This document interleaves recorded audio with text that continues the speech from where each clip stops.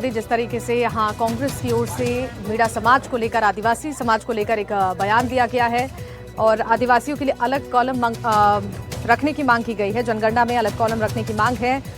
वो हिंदू नहीं बल्कि प्रकृति पूजक आदिवासी हैं, ये बात उनकी ओर से कही गई है। और क्षय धर्म के अलावा आदिवासियों के लिए 7वां कॉलम हो, इस बात का जिक्र उनकी ओर से किया गया है।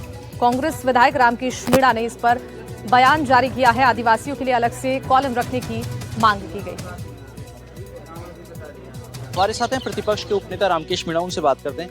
रामकेश जी, आप कहते हैं आप हिंदू नहीं हैं, आदिवासी हैं, प्रकृति पूजक हैं, लेकिन ये भी कह रहे हैं कि आमागढ़ में जो मंदिर है उसकी मरम्मत की जाए। आखिर क्या स्थिति है आदिवासी समाज की, कौन से धर्म के साथ में?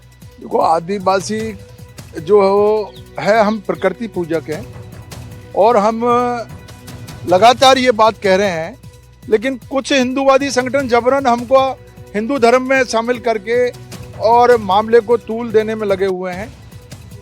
ये मामला उस समय भी उठा था जब आमागढ़ का प्रकरण हुआ। आमागढ़ पे जब भगवा झंडा लगा दिया था और उस झंडे को क्षति पहुंच गई थी, टूट गया था झंडा। उस बात को लेकर के 1-1.5 महीने तक विवाद हुआ और यहाँ तक कि वो हमारे जो मोहन भागवत जी तक भी बात गई और मेरे से उस समय में बहुत सारी जो है क्वारीज की गई थी। हमने उस समय भी उनको कहा, भाई हम लोग आदिवासी प्रकृति पूजने वाले लोग हैं, हमारा धर्म जो है आदिवासियत धर्म है, हिंदू धर्म हमारा नहीं है।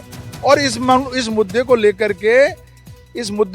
के 16 फैसले माननीय सुप्रीम कोर्ट के आ गए और सुप्रीम कोर्ट ने ये कहा है, ये क्लियर कट कहा है कि हिंदू वे ऑफ लाइफ है, हिंदू कोई धर्म नहीं है।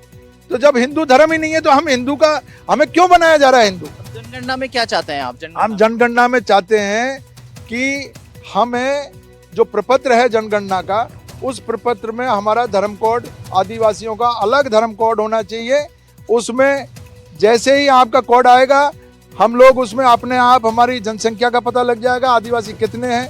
सारी जो विकास की योजना है वो जनगणना के आधार पर टिकी हुई है। आज भी आदिवासियों की सही जनगणना नहीं हो रही है क्योंकि हमको अलग से कोड नहीं दिया जा रहा।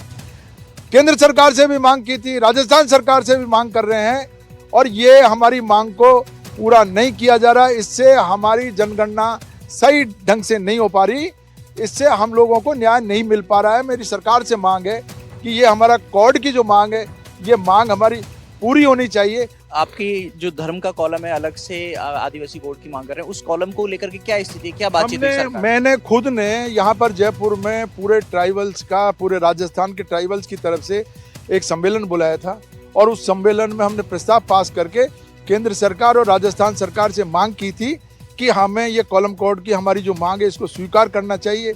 ये मांग अभी तक ये जो है पेंडिंग है और सरकार से पुनः मेरी मांग है कि इसको स्वीकार करें।